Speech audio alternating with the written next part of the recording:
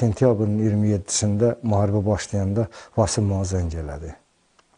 Dedi, dayı, dediyim vaxt gəldi. İlk zəngi mənə olub. Soruşdum ki, haradasan? Dedi ki, Qaradizdən keçdim. Dediyim vaxt gəldim. Subut eləyəcək ki, biz millət kimi varıq. Dediyini də edir Vasif Məhərrəmov. Füzulidən başlayaraq Şuşaya qədər düşmənin məhv edilməsində, yaşayış yerləri və yüksəkliklərin azad olunmasında qəhrəmanlıq göstərir. Valideynləri deyir ki, Vasifin ən böyük arzusu hərbiçi olub torpaqlarımızı işğaldan azad etmək idi. İstəyinə 2009-cu ildə çatır. Xüsusi təyinatlılarda kəşfiyyatçı kimi xidmətə başlayır. Aprel döyüşlərində də fəal iştirak edib və bundan sonra gizir rütbə salıb. Vətən müharibəsinə də elə ilk günlərdən qoşulur. Bütün əməliyyatların hamısından üzü ağ çıxdı. O neçə dəfələrlə mühasirəyə düşdüsə də, yenə üzü ağ çıxdı. Çünki bu 13 ildir ki, xüsusi təyinatlıda işləyir. Yəni, bütün yolu yolağanı hamısını bilirdi. Ona görə də ki, o mühasirələrdən çıxa bildi.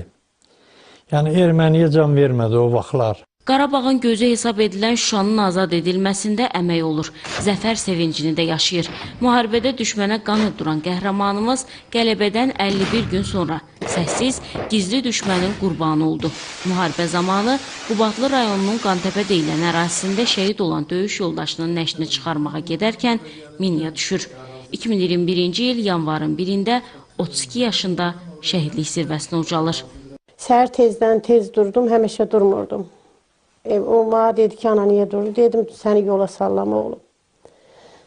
Dedi, anama aynı pay, yemək zat qoy, orada yoldaşlarıma da aparım. Gəldim, zəmbili bağladım, verdim. Oğlumu alnımın arasından öpdü. Oğlum, qapını açdım, oğlumu yola saldım. Sağ-salamat. Axşam saat 9-da zəng gəldi ki, bəs oğlunuz belə olubdu. Şəhid olub. Məhərrəmovlar ailəsində 2 oğul, 1 qız böyüyüb.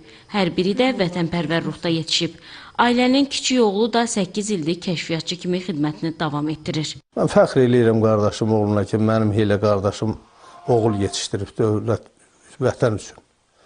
Vətən uğrunda döyüşdü, həlak oldu. Allah bütün şəhidlərimizə rəhmət eləsin. Vasif Məhərrəmov ailəlidir. 1 qız, 1 oğlu canını fəda etdiyi vətənə əmanət qaldı. Onlar da böyüyüb, hər kəs kimi ataları ilə fəxr edəcəklər.